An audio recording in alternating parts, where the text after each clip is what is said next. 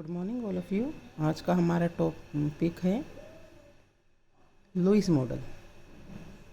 Lewis क्या कहते हैं कि अंडर डेवलप्ड कंट्री में हमेशा अदृश्य छिपी हुई या डिसगाइज्ड अनएम्प्लॉयमेंट पाया जाता है। डिसगाइज्ड एम्प्लॉयमेंट क्या होता है?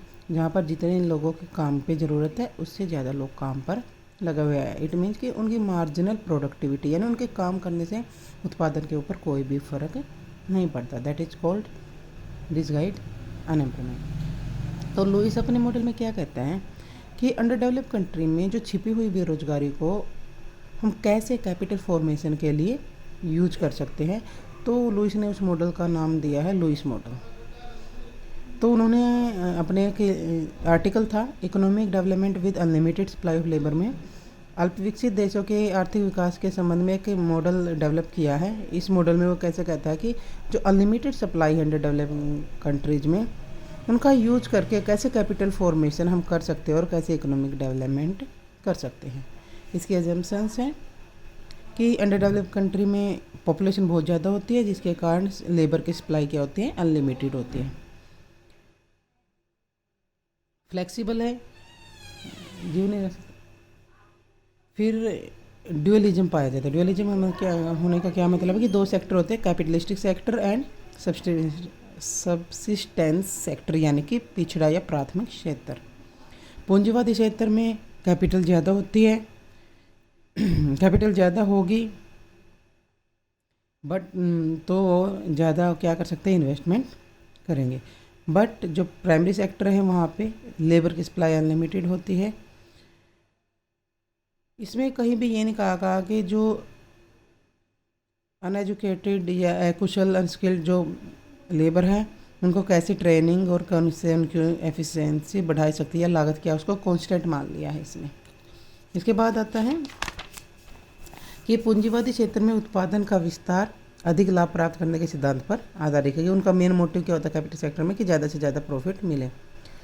रिप्रोडक्टिविटी यानी जो पूंजीवादी क्षेत्र है उसमें रिप्रोडक्टिबल पूंजी यानी वह पूंजी जिसका उत्पादन आवश्यकता अनुसार दोबारा या बार बार किया जा सकता है तथा वेज लेबर का प्रयोग करके कार्य करते हैं। बट जो सब्सिस्टेंस जो सेक्टर है उसमें रिप्रोड्यूसिबल पूंजी का प्रयोग नहीं किया जाता क्योंकि पूंजी उनके पास इतनी होती ही नहीं है। वो सिर्फ उनका वहाँ जो प्रोडक्शन भी करते हैं वो एग्रीकल्चर सेक्टर ले सकते हैं इसमें, तो इतनी उनके पास कैपिटल नहीं होती कि वो दोबारा से उसको इन्वेस्ट कर सके। क्या प्रोसेस है ग्रोथ की, इसकी कैसे क्या कहना चाहता है लुईस अपने पूरे मॉडल में कि जो अनलिमिटेड सप्लाई है उसका कैसे यूज कर सकते हैं ताकि वो हम अपने उत्पादन को बढ़ा सकते हैं। तो लुईस इस मॉडल में ये कहना चाह रहा है कि दो सेक्टर है, कैपिटलिस्टिक सेक्टर और क्या प्राइमरी सेक्टर। तो वो क्या कहता है अगर प्राइमरी सेक्टर में लेबर ज़्यादा हो जाती है यानी डिस्गाइज जो अनएम्प्लॉयमेंट छिपी हुई बेरोजगारी ज़्यादा हो जाती है तो हम एक्स्ट्रा जो लेबर है उसको हम कैपिटलिस्ट सेक्टर में माइग्रेट कर दें। उनको जो प्राइमरी सेक्टर में भी उनको वेजेज नहीं मिल रही है तो हम क्या करेंगे उसको अगर कैपिटलिस्टिक सेक्टर में मर्ज कर देंगे, माइग्रेट कर देंगे तो वहाँ पे उनको सैलरी प्राइमरी से ज़्यादा मिलेगी और जो कैपिटल सेक्टर है उसको भी बेनिफिट हो जाएगा कि उसको अपने पुराने वर्कर से कम सैलरी देनी पड़ रही है। इसलिए तो जो लुईस क्या कहता है इस मॉडल के अकॉर्डिंग कि हमें क्या करना चाहिए, जो कुछ जो डिसगाइज्ड अनएम्प्लॉयमेंट है जो वर्कर हैं उनको हमें माइग्रेट कर देना चाहिए कैपिटलिस्टिक सेक्टर में जहाँ पर जो मजदूर हैं वेजेज हैं उनको भी बेनिफिट हो, लेबर को भी बेनिफिट हो और सब्सिस्टेंस सेक्टर में इंटरप्रेन्योर को भी वहाँ पे बेनिफिट हो जाए। इसके फीचर्स दिए हैं लुईस ने मॉडल के अकॉर्डिंग। पहली है कि क्या करना चाहिए हमें, मोबिलाइजेशन ऑफ लेबर को मोबिलाइज करना चाहिए, एक जगह से दूसरी जगह माइग्रेट कर देना चाहिए।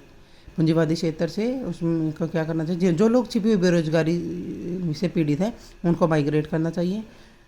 महिला श्रमिकों को भी काम पे लगाना चाहिए। देश की जनसंख्या बढ़ने के कारण श्रम शक्ति में जो वृद्धि होती है उसे भी पूंजीवादी क्षेत्र में रोजगार देना, यानी कि पॉपुलेशन बढ़ रही है जिसके कारण लेबर भी बढ़ेगी तो उसको भी वहाँ पे काम पे लगाना चाहिए। फिर है कैपिटलिस्टिक सरप्लस। क्या होता है कैपिटलिस्टिक सरप्लस? मैंने अभी भी बताया कि जो डिसगाइज्ड लेबर थे, जो छिपी हुई बेरोजगारी थी, वहाँ पे वर्कर थे, उनको हम क्या करेंगे प्राइमरी सेक्टर में माइग्रेट कर देंगे। और माइग्रेट कैसे करेंगे तो कैसे फ़ायदा होगा एंटरप्रेन्योर को। अब ये देखो, ये डायग्राम है, OX पे दिखाया नंबर ऑफ लेबरर्स और OY पे दिखाया वेजेज और MP। जो OW है ये किस चीज़ को शो कर रहा है आपका, पूंजीवादी मजदूरी की दर। SS है जो प्राइमरी सेक्टर की। अब इसमें ये देखो कि प्राइमरी सेक्टर में उनको मिल रहा था OS और उसको कैपिटलिस्ट सेक्टर में मिला OW वेजेज। बट वो OW वेजेज पे जो वर्कर कितना दे रहे हैं उसको, अगर एक्चुअल में मिलना तो कितना चाहिए था OWBM, बट उसको कितना वहाँ पे फ़ायदा हो रहा है, वो कितना आउटपुट दे रहे हैं उसको OABM, यानी कि OABM। और ज़्यादा वर्कर लगाए OL लगाए तो उसका उत्पादन, उसको कितनी वेजेज देना, एक्चुअल में वेजेज दे रहा है वो OWDN, बट उसको वहाँ पे फ़ायदा कितना हो रहा है OCDN। ऐसे ही और ज़्यादा वर्कर बढ़ाता है, वेजेज दे रहा है OFOP यानी WFOP, और उसको बेनिफिट हो रहा है OEFP, यानी कि जो एरिया हुआ है आपका EWF वो क्या हो रहा है वहाँ पे उसको कैपिटल सेक्टर में उसको, यानी इस तरीके कम मजदूरी, उसको प्रॉफिट ज़्यादा हो रहा है वहाँ पे, यानी कि उसका यूज करने से मार्जिनल प्रोडक्टिविटी क्या हो रही है उसकी इंक्रीज हो रही है।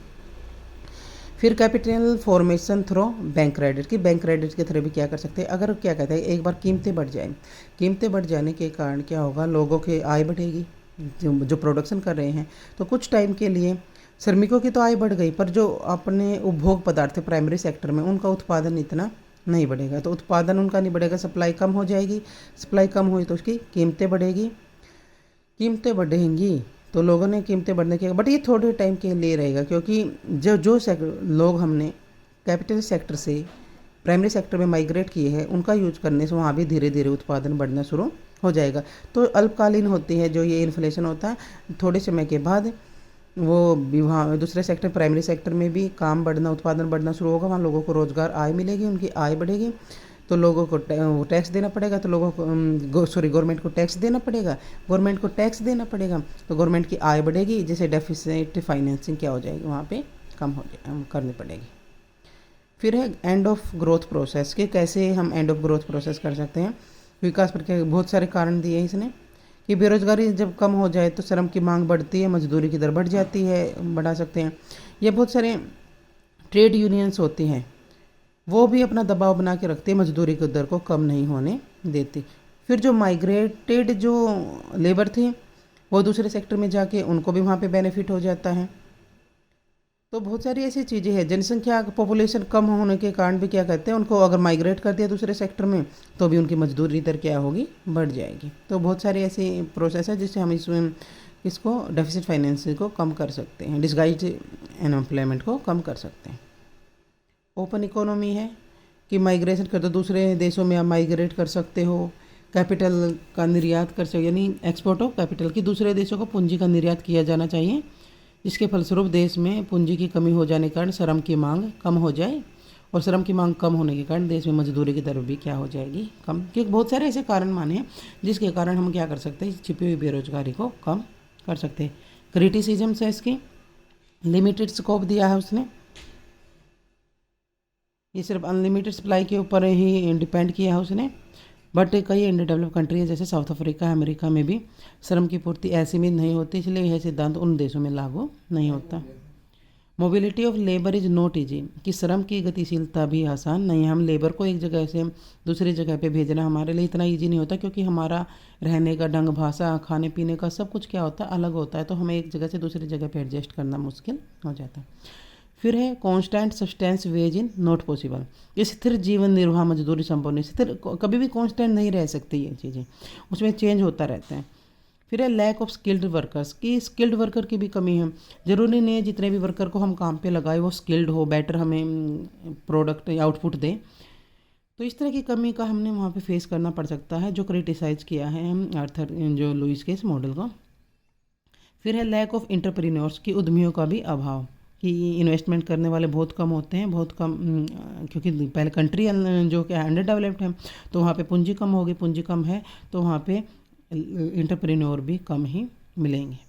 फिर निवेश गुणक का क्रियाशील ना होना, investment multiplier is not operative, investment multiplier क्या होता है कि आपकी इनकम बढ़ने से, इन्वेस्टमेंट बढ़ने से आय में बहुत तेज़ी से डबल रेट से इंक्रीज होता है, पर अंडर डेवलप्ड कंट्री में एंटरप्रेन्योर सिर्फ अपने फ़ायदे के लिए, जिनके पास कुछ पैसा होता है, कैपिटलिस्ट सेक्टर के अंदर आते हैं, अपने प्रॉफिट के लिए निवेश करते हैं, वो कैपिटल फॉर्मेशन के लिए निवेश नहीं करते या इकोनॉमिक डेवलपमेंट के लिए इन्वेस्टमेंट नहीं करते।